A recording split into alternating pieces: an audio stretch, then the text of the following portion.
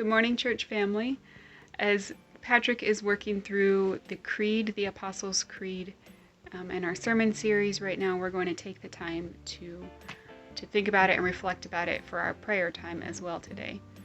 So our Apostles' Creed, the Apostles' Creed we've been studying and saying and reflecting on, did not come about by human revelation. It is based on Scripture and God's revelation to us. And so I want us to take the time today to thank God for how He has revealed Himself to us throughout history and especially through Scripture. So let's thank God for His Word and for His reaching out to us to build a relationship with us. And it is definitely from God. So let's thank God for His love for us and His eagerness to have a relationship with us.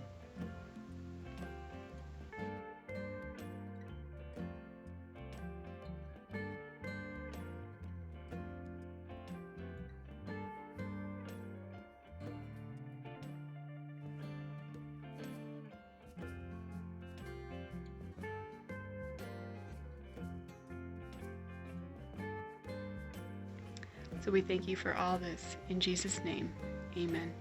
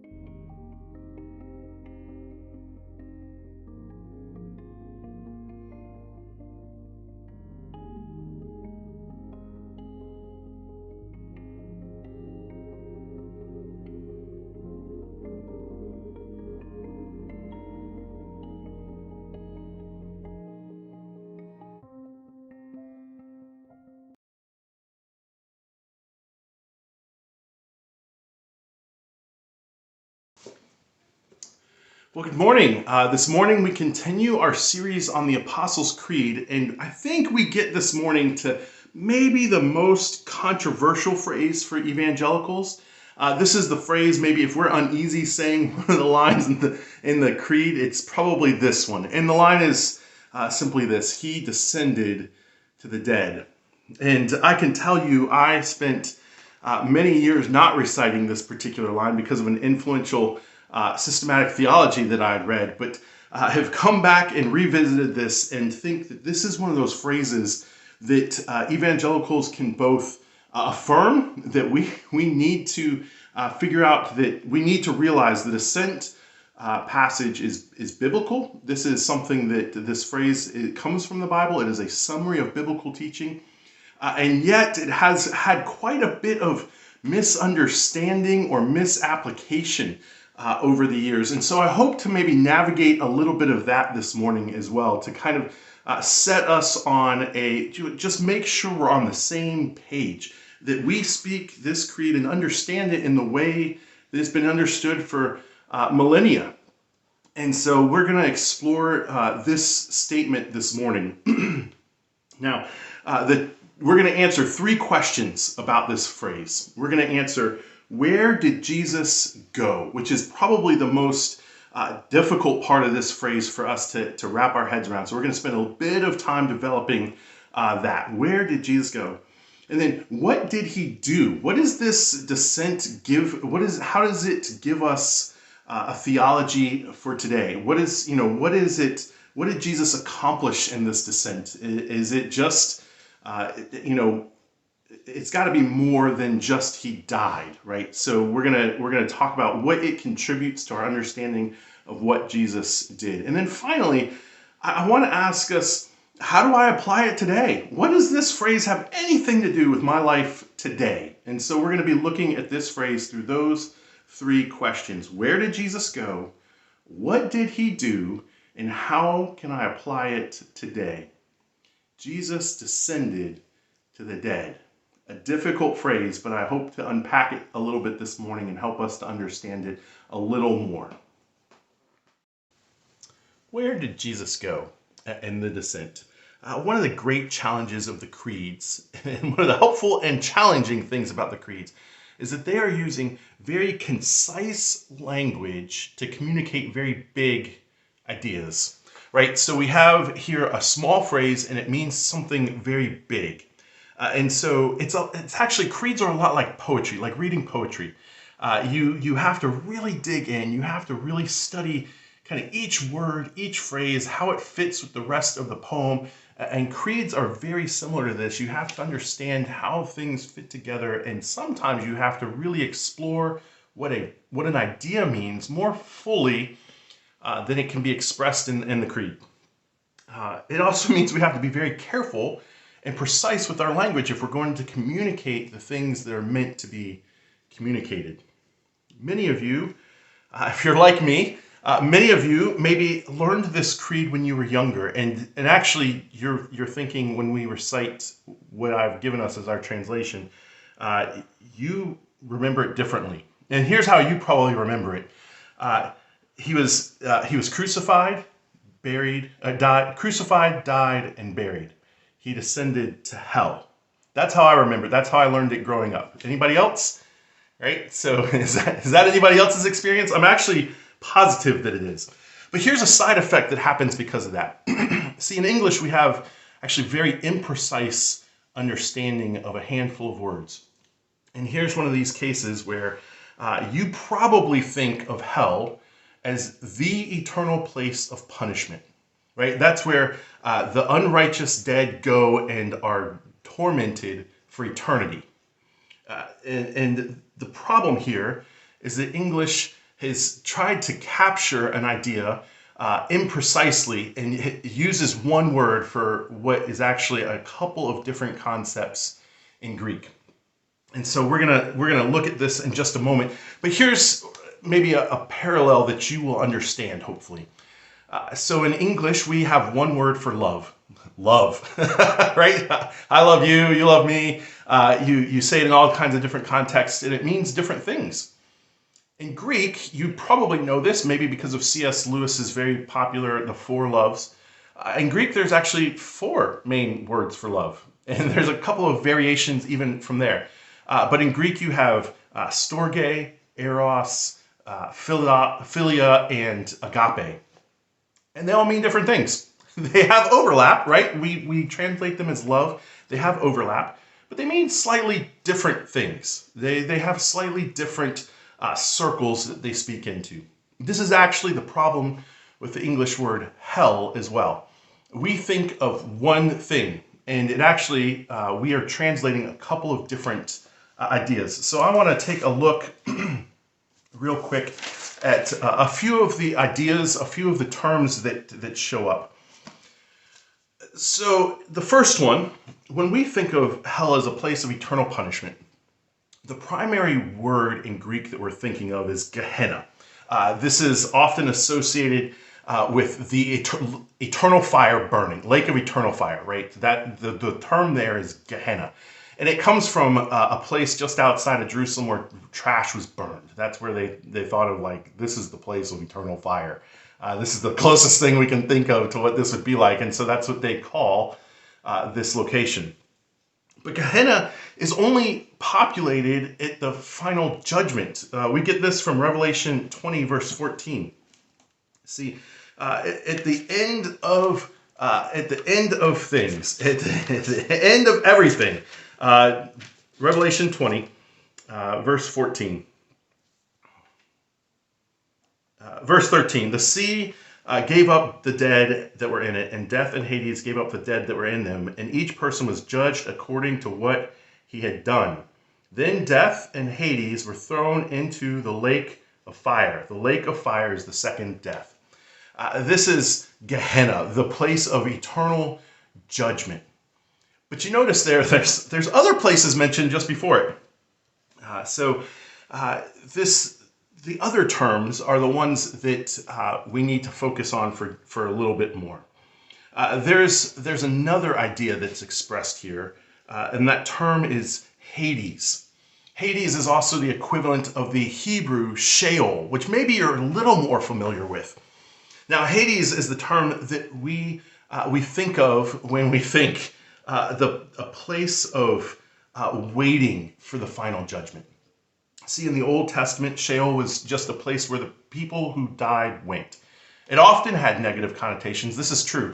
So Sheol in the Old Testament often is a dark place, a place of punishment of sometimes, but it also, can be a place of kind of misery.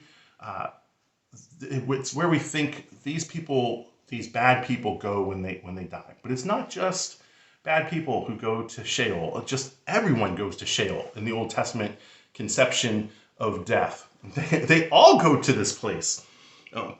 And so we have here Sheol and Hades are synonymous terms. And they actually mean the place where the dead go. And that's where the Old Testament primarily leaves it. It's where the dead go. Now, there's some development that happens in between the Old Testament and the New Testament. There's 400 years, right, where we don't have any writings. And during that time, we call it the silent time, but it's not really silent. There's actually a lot of thought going on in the Second Temple literature. And so a lot of people are writing things and thinking about things, and God is revealing things. And one of the things that is developed is what this place looks like, what Hades looks like. And we begin to get this idea that Hades actually has compartments, that there's actually different places that people go when they die. Okay, so Hades has a compartment for the righteous dead. This is where good people go when they die. And we have a compartment for the unrighteous dead. This is where bad people go when they die, right? This is kind of the idea. And there's also just another term, and I'm only going to allude to it here, not to complicate things, but because a little bit later we also see this term. So, and that is Tartarus. Tartarus is the place where the evil spirits are imprisoned. So prison is usually the term for this, imprisoned or in prison. And this seems to be the lowest compartment here in Hades. And so I just want to kind of recapture here for just a minute. So when we talk about he descended to the dead, so the old translation, and I picked the one we are using it on purpose, but the old translation, he descended to hell. We do not mean by this statement that he goes to the place of eternal punishment and fire and torment. Jesus does not descend to a place of torment. We are talking about he descends to Hades. That's where, actually, if I were to retranslate that for us, if I had to pick a term that I would use Hades. And so he goes to this place where the dead are. And there are different compartments, and we see in a parable. So in Luke 16, where's my reference? 16, 19 through 31. You know this parable. This is the parable of Lazarus and the rich man. All right. And so Lazarus is a poor guy, and he is out at the temple, and he dies. And shortly after, the rich man who had passed by dies. And Lazarus goes to the place of the righteous dead. They call it Abraham's bosom, which is also another synonym for this. And I'll talk later, another synonym might be paradise. But he goes to Abraham's bosom, and there's a chasm between him and Lazarus, and the rich man. Between Lazarus, who's in the place of the unrighteous, Lazarus is in the place of the righteous dead. Let me make sure I get this right. And the rich man is in the place of the unrighteous dead. And they're able to see one another. All right, so they're all in the place of the dead, and they're able to see one another, but we already see a foreshadowing of their final judgment. One is in a place of comfort and goodness, and the other is in a place of some uncomfortableness, some torment, right? And so we see this picture, and this is a little bit helpful. This is helpful in thinking of where does Jesus go? So when Jesus dies, he goes to the place of the righteous dead, right? I think this is fairly clear. He goes to the place where the righteous dead are, and he's able to preach. We'll get to that in a minute, but he's able to preach and communicate and speak, proclaim to those other regions. But The place he goes is where the righteous dead are. How do I know this? What is my thinking for this part? Well, he says to the thief on the cross, "Today you will be with me in paradise." So paradise, again, he doesn't say the word heaven. This is really interesting and maybe just pushes us a little bit to think deeply about these things. I know this week I was thinking more deeply about these topics than maybe I ever have. He doesn't say paradise. He doesn't say heaven. He says, "You will be with me in paradise." Paradise is actually just another synonym that they used in this time for where the righteous dead go. So we have Hades, all right, and in Hades you have a place where the righteous dead go. It's known as Abraham's bosom. It's known as paradise, and that is a place where the righteous dead dwell. And you also have in Hades, the place where the dead are, where the unrighteous dwell, and they are already experiencing some torment, some anguish. And so when we talk about the descent, if we say, and then, apart from this, we have what we would say Gehenna, hell, eternal hell, which does not exist at this point. It's not a populated location, and people have not been distributed there, if you will. That comes at the final judgment. So when I say, where does Jesus go when he descends? So he is crucified, and he says, "It is finished." He is speaking about his vicarious substitutionary death for us. It is finished. He has taken all of the wrath of God on himself and has completed the task. Okay, and he's crucified. He dies. All right, so he's dead, and his body is put in the ground, but his soul goes to Hades. The descent is talking about where does his soul, his body does not go there, his soul does. And so he goes to the place of the dead, all right? And there he experiences, he does experience death along with those, but he does not, I want to be clear here, he does not experience torment there. And I say this for two reasons. First, he would not be an unrighteous dead. He would be the righteous dead. He was a righteous through his righteous life, took our entire sin and paid for it on the cross. Which leads to my second point. He finished the work on the cross. So when he dies and he descends, he is not taking eternal punishment for a day. Saturday, the Holy Saturday, is not a day of Jesus' eternal punishment. We don't know about it yet. Like when we get from Friday to Saturday, we're still like, we're waiting. It's a day of waiting. But for Jesus, the task is complete. Now you're probably thinking, well, Patrick, how come some of us have heard this differently? So there's just a couple things. Obviously, I can't get into everything in this sermon, in this short amount of time. And actually, I've probably spent too much time already. But the short answer is, when Calvin introduces some of his discussion on this topic, he does introduce this idea of eternal torment, of entering the place of torment during this day. He associates the descent with the crucifixion, which I do not do. And most of the reformers do not do either. And actually, anyone up until the time of Calvin did not do. And so Calvin, I think, is very influential and has pushed it in some ways. And actually, there's another Roman Catholic thinker, Van Balthasar, who pushes the idea even a little bit more and has also been widely influential in how we read this text. And so between those and some really challenging discrepancies in how the early Greek and Latin actually translate these passages contribute to just a number of people understanding it in a particular way. So in some ways, I'm doing a retrieval project this morning. This is what I think this has meant, and we should believe this way as well. And so that's where he went. Jesus went to the place of the righteous dead. And our second point is we're going to talk about what did he do there. So we're going to get to that in just a moment.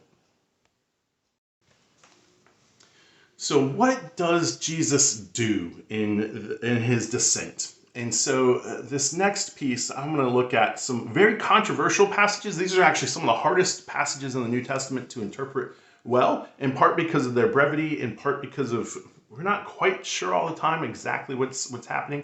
But I am giving you some of the fruit of some labor, and understand that these passages are quite complex and have a number of things going on in them. And so I just want to highlight maybe what did Jesus accomplish? What did he do? And my first point is that he proclaimed victory, his victory over death, and he did it in the place of the unrighteous dead. He did it to the place of the unrighteous dead. I actually don't think he goes into the place of the unrighteous dead. I think he proclaims from the righteous side, and he proclaims all the way down when I mentioned Tartarus, all the way down to the spirits imprisoned. And in doing that, he was proclaiming his victory to them, warning those in the second part what was happening, and then giving some victory speech to those who are with him in the righteous dead. All right, where do I get this from? 1 Peter 3, verses 17 through 20. Challenging chapter, by the way. It is better, if it is God's will, to suffer for doing good than for doing evil. For Christ died for sins once for all, the righteous for the unrighteous, to bring you to God. He was put to death in the body, but made alive in the spirit, through whom also he went and preached to spirits in prison, who disobeyed long ago when God waited patiently in the days of Noah while the ark was being built.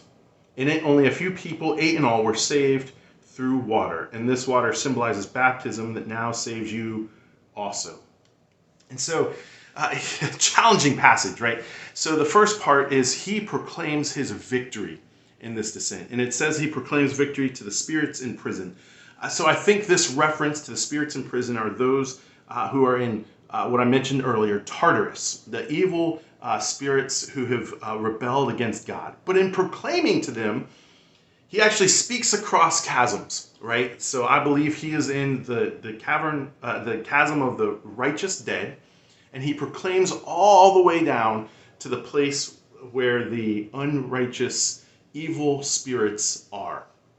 And in proclaiming that way, he also proclaims his victory and warning of judgment to those who are in the chasm of the unrighteous dead. This is all in Hades, the place of the dead, right? So this is where I argue he is at. All right. So that's the first thing he does. He is proclaiming his victory. I love how, so one author put it this way, the descent is not part of Jesus taking up more torment, more payment, penalty for the death and sins of people, for the sins of people. But it is Jesus proclaiming the beginning of his proclamation of victory. And he calls it this, he says it's actually like a victory lap, right? It's actually a victory tour. And it begins where the dead are. And so Jesus descends to where the dead are. And that's leg one of his victory tour. And then the second step is when he is raised to life and he proclaims victory to us here on earth. He's raised to life on Sunday, the resurrection.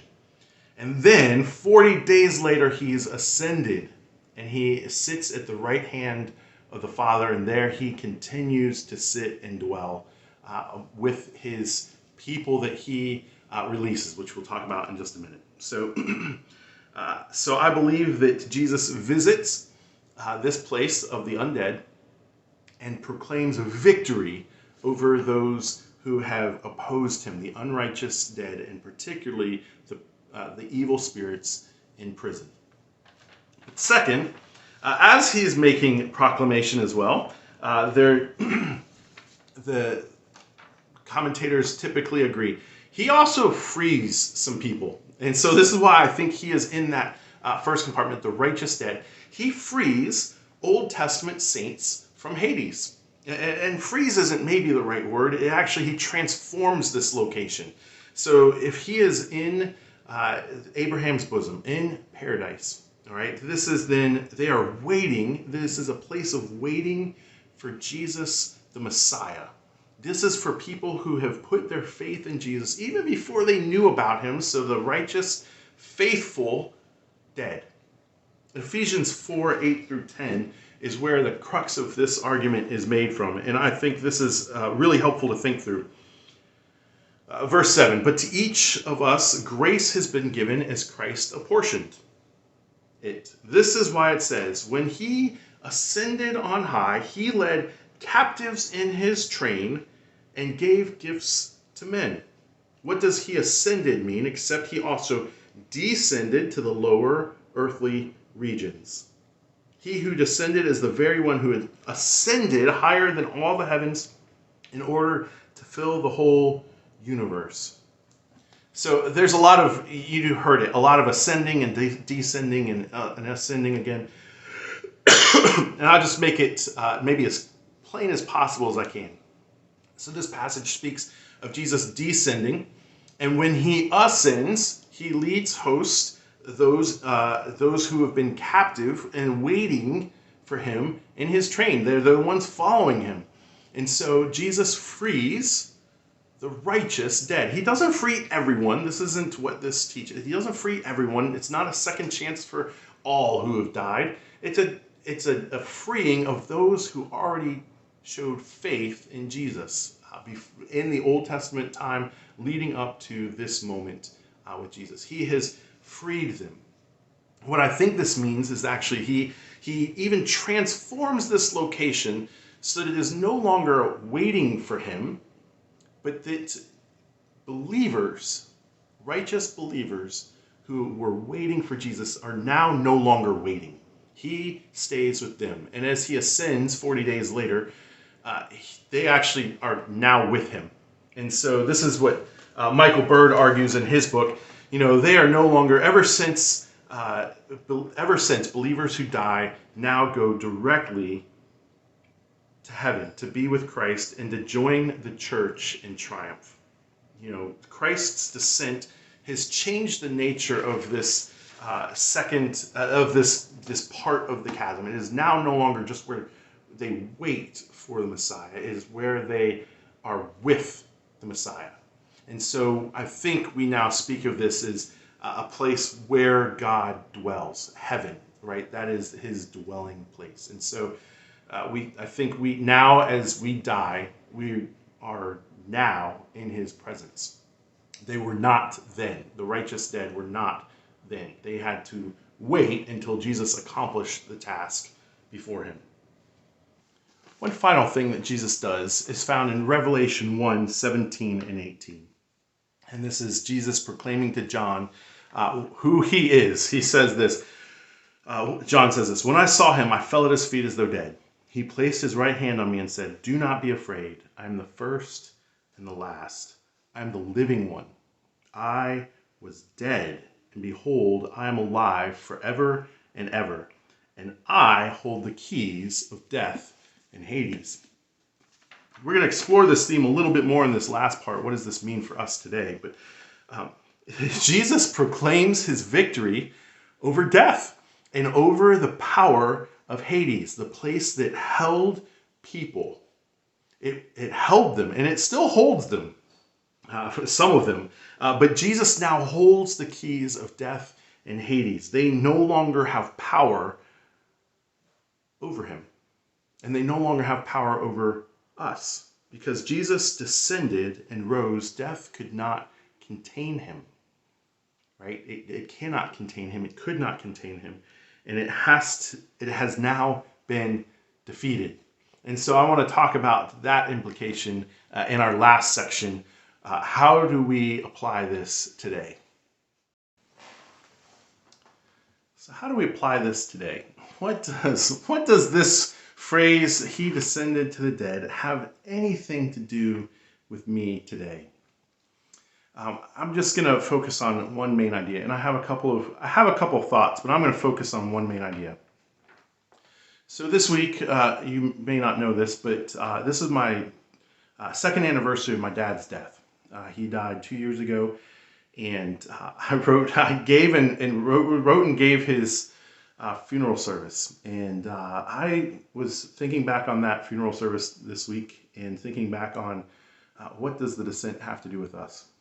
And what I wrote then, I think is helpful today still. And that is simply this: death sucks. Death sucks. that's what we need. It's crude, and yet I love it. To think, I'm a pastor, I can say that. You can too. Don't worry. Death sucks, and we experience death, and we know people who have died. We know people who have gone through difficulty, pain, trials, suffering. And the greatest thing about the descent is that it tells me that Jesus died. And he experienced the same things that we experience when we die. And he experiences the same things that all the people that we have ever loved experience and died. He has experienced those as well. In other words, Jesus knows and has been through the thing that scares most of us more than anything. He has been through and gone through death. He has experienced it in all of its reality. His body was put in the grave, just like our bodies are put in the grave. His soul descended to where the dead ones are. He understands what that feels like and what that looks like. He has experienced all the heartache and pain of people, and he cares for us deeply. So death sucks. But the message of the descent is that, behold, Jesus is victorious. He is the one who has raged against death. He will not let it hold us captive. Right? Jesus has said in Revelation 1:17-18, behold, do not be afraid. I am the first and the last, and the living one. And I was dead, and behold, I am now alive forevermore. And I have the keys of death and Hades. Jesus knew that death sucked, and he died for us anyways. Jesus rose again, and he defeated death. Death no longer holds the keys. Jesus is stronger and more powerful and bigger and better than death. Jesus raged against death, and he won. He won that battle, and we are called to respond. I am sick of death, but I understand that if I believe in Jesus, he has defeated death. He is holding the keys. And if we follow him, we also are free of death's grip. Despite our best efforts as humans of cheating death, which I think we try to do very often, we all know that one day we will die. Apart from those who are captured up when the Lord descends again, we will die. I hope this morning that we remember that death is not the final answer. It's actually an intruder in this world, an intruder at the fall, an intruder in our lives, and it is a thief, and it steals, and it kills, and destroys, and it's not the final answer. Jesus has defeated death. He has raged against it for us. I can think of no better application than to consider the fact that Jesus himself loves us so much that he experienced everything that we could experience. And he loves us so deeply that he would go even to the place of the dead in order to bring out his people. Death sucks, but Jesus has been victorious. I look forward to next week when we talk about the resurrection, when we really begin to understand what Jesus accomplished when he was raised to life. It is not, it is more than what we have thought about in the past as well. But this morning we looked at this very difficult phrase, he descended to the dead. And I hope that maybe you walk away with a little bit better understanding of what it looks like that he descended to the dead. And so I think that this has been one of those, this has been a challenging message. It's been an informative message, I hope, and one that I have not had time to explain all of the answers. And so just as a parting thing, I'd like to just commend to you one book that I used throughout most of my preparation and have found it to be very, very helpful. It has been very formative. And that is the book, He Descended to the Dead, An Evangelical Theology of Holy Saturday by Matthew Emerson. And if you have questions about some of the material that we've gone over this morning, this book has probably been my primary resource. Michael Bird also, in his book, What Christians Ought to Believe, which we've been using, has also been very formative, and they have very similar conclusions. And so those two sources have caused me to think through this passage a little bit clearer so that I can know with confidence that I can recite this part of the creed. He descended to the dead. I would also say that it is okay to cite this phrase as he descended to hell if we understand hell to be Hades, the place of the dead, and not Gehenna, the place of eternal punishment. And so I commend those to you, those resources to you. Matthew Emerson's book, very good. He Descended to the Dead. Michael Bird, also very good. What Christians Ought to Believe. And I hope that if you have other questions, you feel free to borrow those resources from me, buy them yourselves. I'm happy to talk through some of this a little bit more, but a good, challenging passage today. And I hope that you are encouraged in what Jesus did. He defeated death and proclaimed victory over death and Hades. Amen. All right. Thank you for joining us this week. Look forward to seeing you next week. Resurrection Sunday. He arose. All right. So look forward to that, and I'll talk to you. See you soon. Thank you.